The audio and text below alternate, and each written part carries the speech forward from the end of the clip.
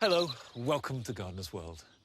Now, right at the end of May, when we can still cling on to the last shreds of spring, but with summer to come, is, I think, the best moment of the year. The jewel garden is taking on its summer clothes, the intensity of the colour from the allium purple sensation and the mauvey blue of the Iris sibirica, against the electric yellowy green of the hops and the sambucus and the euphorbia and the other splashes of colour coming through. All that is signalling that summer is coming. Now, of course, what it means is that the spring flowers are largely done. And I will be moving the tulips on and replacing them with flowers for later on in the year. Whilst I'm nursing an injured knee and undertaking light duties at home, Carol is out and about, paying a return visit to our inexperienced gardeners, Dan and Dom, and helping them to create a delicious and productive vegetable plot. Before you know where you are, you'll be out here picking stuff all the time and eating it in your beautiful cottage garden. What could be nicer? Carrie Thomas has the National Collection of Aquilegias, and we visit her garden in Swansea to celebrate this glorious flower. There's no end to the variations. I think for the rest of my life, I will still be enamoured of them because there's always something new to chase after. And you don't need a garden to make a dramatic floral statement. When we started the first set of baskets on the ground level, and people started noticing it, and we went from there to the chimney tops. And I shall be reviewing my herb garden and adding in some more favourites.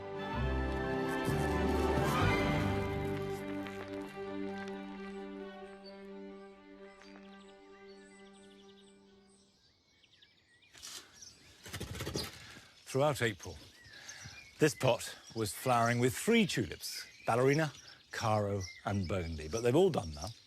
And what they now need to do is to slowly die back so all the goodness can go into the bulb, hopefully for next year's flower. And also we're tying up an expensive and nice pot, so I want to take these out and replace them. So, I can lift the whole thing out. Now, they may just pull out. I don't think they will. I'm going to have to leave them out. And this is a tricky part of the process. But if you try and work them out the pot without damaging any of the top growth, it's really important that this is allowed to die back naturally. And if it gets a good baking in the sun, if we have weather like we do today, that's the best way to ensure good tulips for next year.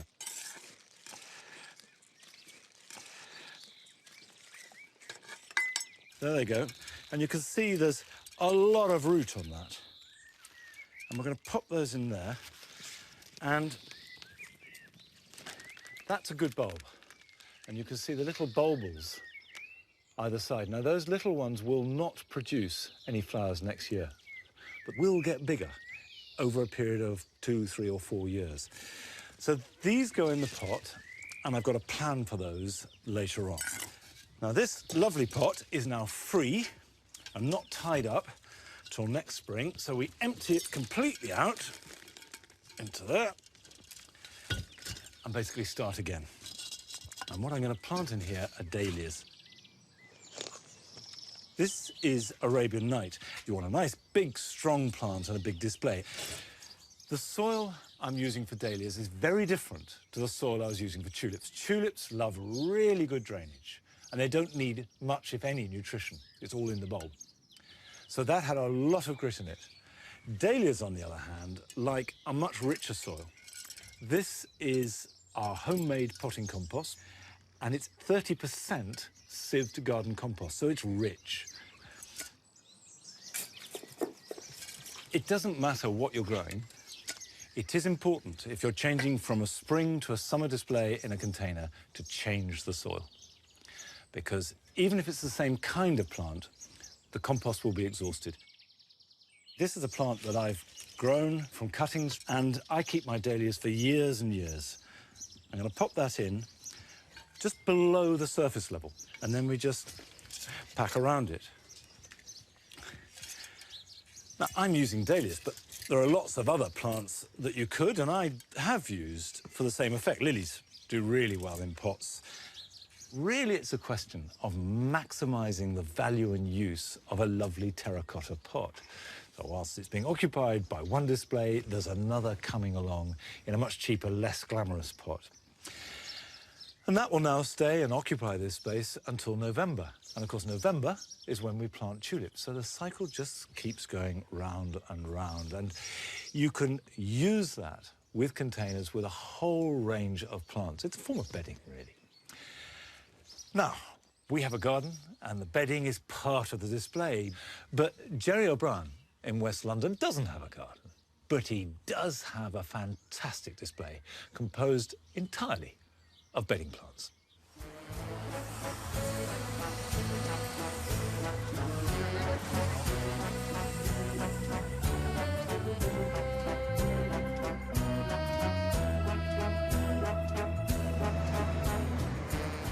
I've been now a landlord 30 years. And it's been a wonderful time. It really has been my life.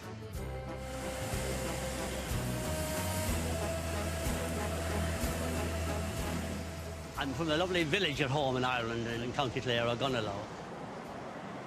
We're lucky, I suppose, we grew up in the countryside, you know. We had one field, and it was always a meadow. And that was just glorious. The bees, the butterflies, and all that. And I thought it'd be lovely to have a little bit of this here in London. I'm going to get some plants, some hanging baskets, just to give it a little bit of colour.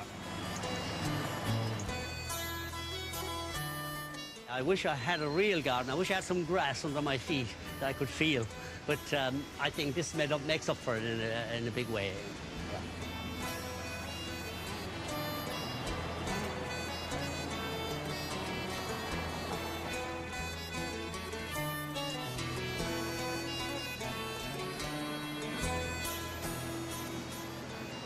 Love begonias, you know, and there's about 3 different types there. You have the pink, the yellow, the orange. And then we have the Saphinia, Petunia, we have the Lobelia, and the fuchsia, which I love fuchsia as well. You see them together and it just gives you a lift. It really does. Every time I look up and look at them, it just does something to you, yeah. When we started the first set of baskets on the ground level, people started noticing it, and I thought, isn't that lovely? Then you'd look up a little bit further, and you said, well, I think there's room for another lot. And we went from there to the chimney tops. I can't go any further than that. I'm always looking to see if there's any spot, anything, we could put an extra pot or a window box or a hanging basket, and I really don't think there's any space left. There really isn't.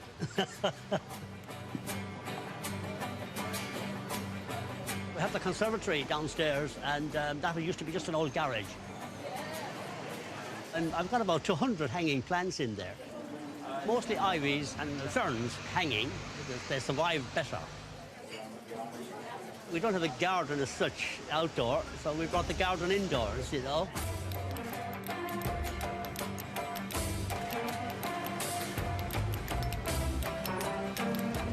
We have to water twice at night time, about midnight, 1 o'clock in the morning, and again at 5 in the morning before the sun comes up and gets at them. And then we have to go on the chimney tops with our hose. When you water, you smell, you get, it's a fantastic feeling, it really is. It's just glorious. Well, we've won some great awards over the years. We've won the Brighter Kensington Chelsea scheme, 11 years running. We've won London in Bloom. London in Bloom, 3 years. It's terrific, isn't it, to get recognition for what we do.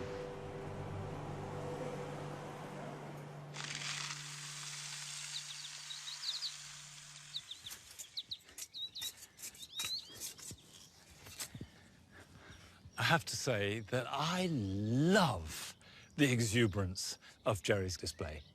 It's a kind of celebration of life, and the more of it, the merrier.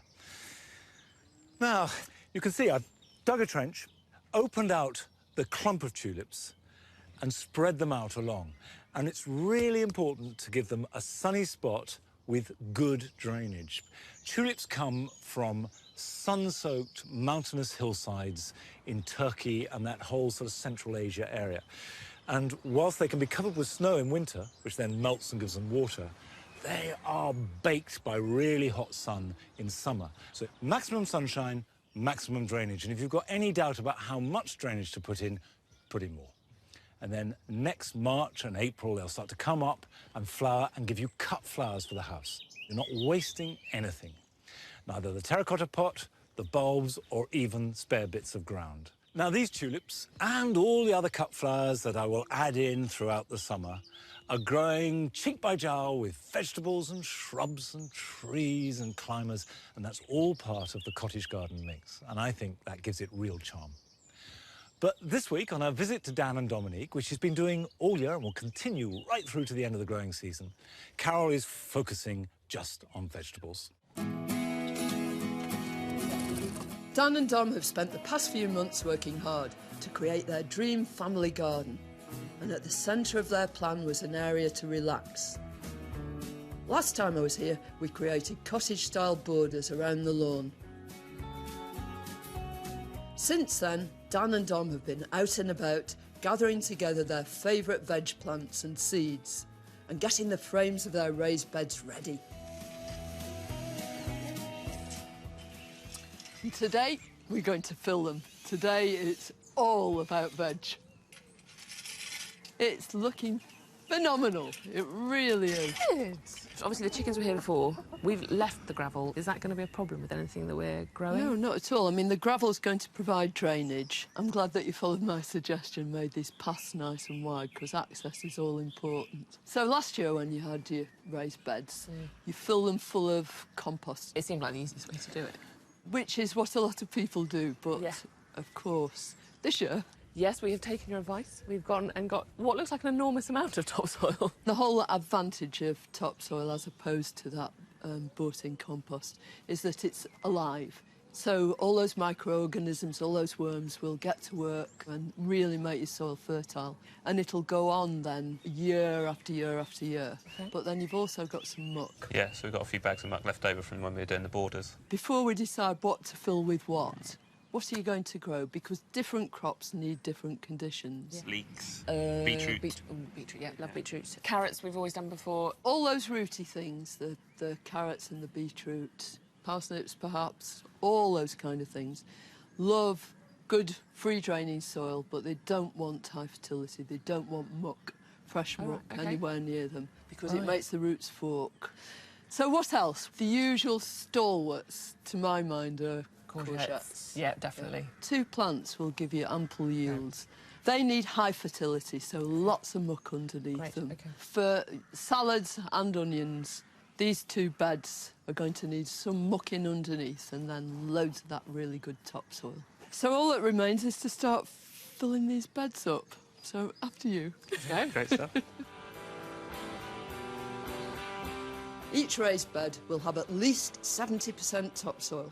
This will keep its structure as it contains clay and rock.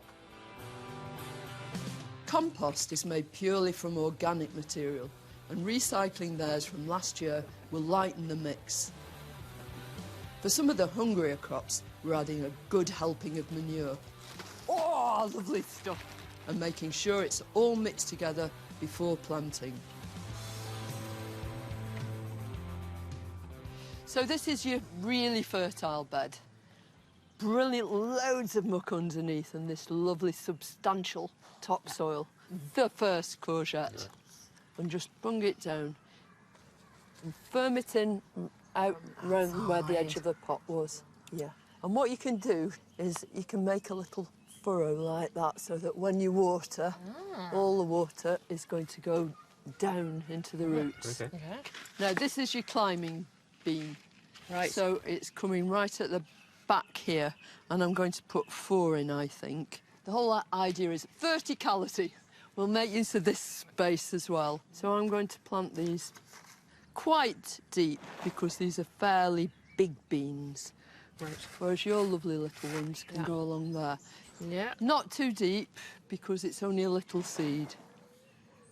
Bob's your uncle. On to roots. Right. Round my vegetables, I'm gonna chop down my vegetables. I love you most of all, my favorite vegetable.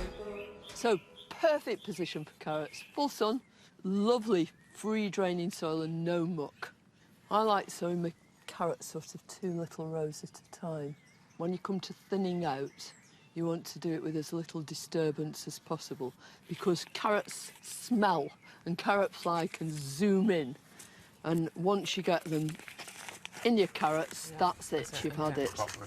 In a couple of weeks, you'll see them germinate, and about that time, you can start thinking about sowing another couple of rows. So a couple of these double rows of carrots, they are going to be enough for us for the year? Depends how much you love carrots. Depends how many we eat. Yeah, doesn't it? But I love salads. Can we do those? Yeah.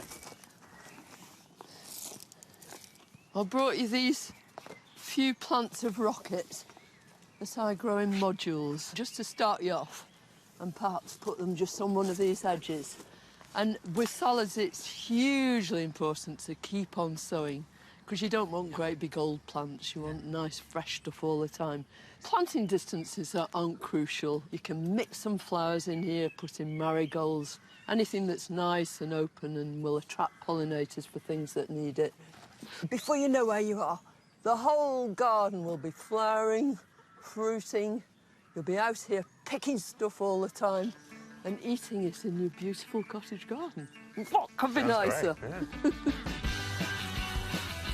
Dan and Dom's veg plot promises to be a productive and beautiful space. Something that'll give the entire family enjoyment and nourishment throughout the year. Sowing and harvesting regularly will ensure it plays an important role in their family garden.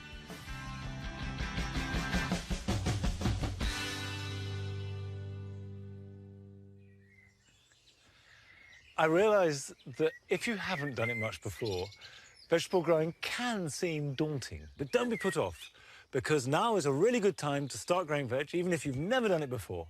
Sow some seed and you'll have a delicious harvest before very long. Even if you're not growing vegetables at all, here are some jobs that you can be getting on with this weekend.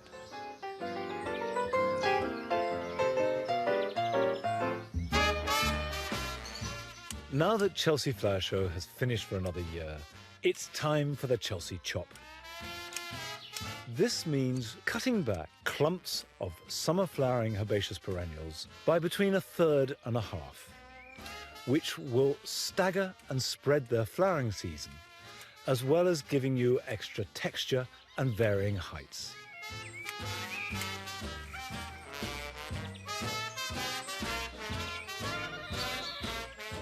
Cordon tomatoes should be pruned regularly now by pinching out the side shoots that grow very vigorously on the angle between the main stem and the leaves. By doing this, you're concentrating the plant's energy into the trusses of fruit, which are slowly beginning to develop.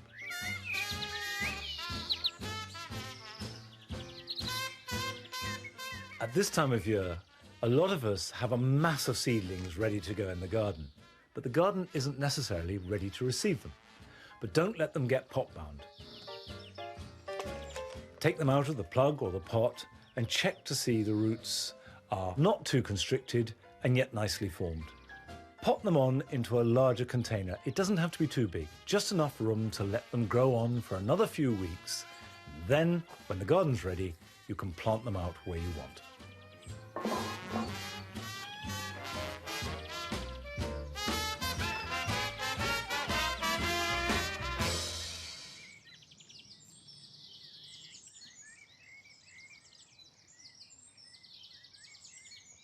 There's certainly no room to add many more plants at the moment here in the Jewel Garden.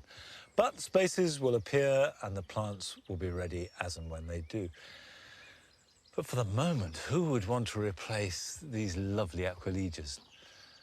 This really is a beautiful, intense purple. And then they do crossbreed terribly easily. So a pink one, which shouldn't really be here in the Jewel Garden at all, it's popped up, but I haven't got the heart to remove it. And that's what Aquilegias do. They pop up all over the garden here. And wherever possible, we leave them and let them do their thing. And they're very easy. They grow in any soil and almost any condition. But Carrie Thomas in Swansea is much more disciplined about her Aquilegias because she has a passion for them and breeds dozens of beautiful new varieties.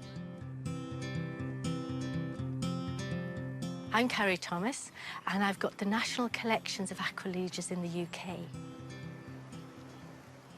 I've been collecting since I started gardening, but particularly the last 20 years, I've really gone in for all of the different types of cultivars, and that culminated in having enough to have the national collection. I just love the daintiness of the flower, the way that it's put together, very different and very extraordinary. Aquilegia probably comes from Aquila, in Latin for eagle, and it's said that it's probably to do with the spurs and the hooks on them, which look rather like the talons of an eagle. And of course, the common names, Grandis bonnets, is easy enough to understand, and our native columbine comes from dove. It actually looks like a circle of 5 doves in the flower. Aquilegias are found in just about all of the Northern Hemisphere, from Japan to North America. And the good news about Aquilegias is that they couldn't care less where they grow. They're very easy in just about any type of soil, as long as there's not sort of standing water in the winter. And perhaps best of all, they're slug-proof.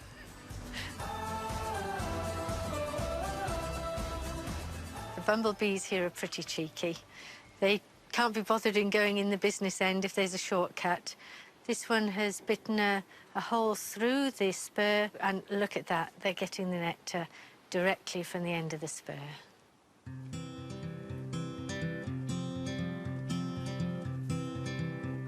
For somebody that likes breeding, Aquilegias are a gift, because not only will just about all of the cultivars mix and match quite happily between them, but you can actually get the species to interbreed, and that's quite unusual. Well, I've got several ultimate goals when I'm hybridizing. In this case, I want to get more yellow into these double forms. Sometimes I may go for the height of the plant, whether that's high or low. I might go for scent. I might go for the different coloured leaves that we can have. So first of all, I have to choose the right mother plant. So if I use this one, definitely no pollen on, so I can just start to tease away the petals. We don't need those. That's for attracting the bees. And we're going to be doing the bees' jobs for them. Then I need to take off all of the stamens, the male part of the flower. And then when I've done that, what I'm left with is just the female part. But I'm ready now to choose the father plant. And when I've got that pollen, I need to transfer it onto the female parts of this plant. And this is where I'm just going to dabble the ends of the stigmas, the female part, into the pollen. That's beautiful. And when the seed is set, then I need to go around and collect it.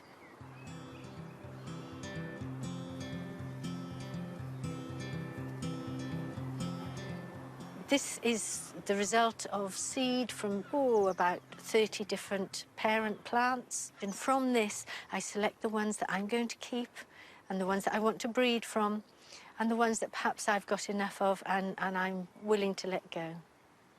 I rather like this one. I've got a nice, strong yellow, plenty of petals, and I rather like all of these long spurs coming out of the back. And, yep, I reckon this one's going to go back into my collection, so I'll definitely be keeping this one.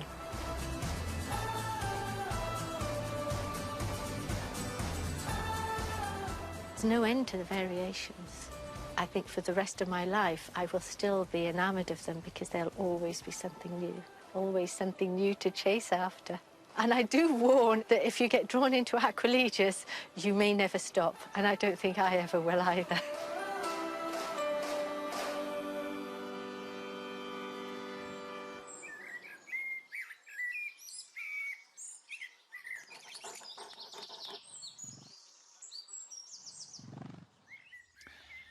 Obviously, Aquilegias are at their very best now, and Carrie's garden is open this weekend and for the next few weeks. So if you can get down there, do go and visit it and get inspired. And all the details are to be found on our website. Now, in the jewel garden, the allium flowers are looking fantastic, and that's what we grow them for. But here in the herb garden, another allium is elephant garlic. We grow it because it's got these huge bulbs, which are very subtle and delicious. But what's noticeable is they are now developing flower heads. And this is a bad idea. You want to remove any flower heads on garlic because the plant will take the energy away from the bulb and put it into the seed. So we can salvage the bulbs by cutting off the flower heads before they develop too much. In an ideal world, you won't harvest garlic until the leaves really start to turn yellow and die back. Very similar to the tulips. The herb garden here, which was only made last year and is based around 4 raised beds, has changed our growing of herbs at Longmeadow dramatically because we've always had trouble with Mediterranean herbs. It's very wet, heavy, cold soil. And in winter, thyme, sage, rosemary, marjoram has struggled and often died. And now with these raised beds, which have got a huge amount of grit and stone and terracotta to improve the drainage in them, they're thriving. And the thyme bed is fantastic. We've never had such good thyme. In this bed, I did have parsley, and now I'm going to plant out 2 of my favourite herbs. The first is French tarragon. You can get French or Russian tarragon, but French tarragon is the one to grow if you're cooking with it. The taste is infinitely better, and it's wonderful with chicken or with fish, but it's not hardy. So I dig it up and bring it into the greenhouse over winter, and once it starts to grow back and it's been hardened off, it can grow out into the bed. And simply plant it in good, well-drained soil in a sunny position. It's sitting in cold, wet soil, which does most damage to Mediterranean herbs. I'll just plant that in the ground. And that will grow nice and big and give us plenty of material to cook with. This is lemon verbena, and it has such a lemony fragrance. Just a few little leaves with boiling water poured on it, and you have a refreshing, delicious tea. So we plant that next to the tarragon, and that will be bought in winter as well.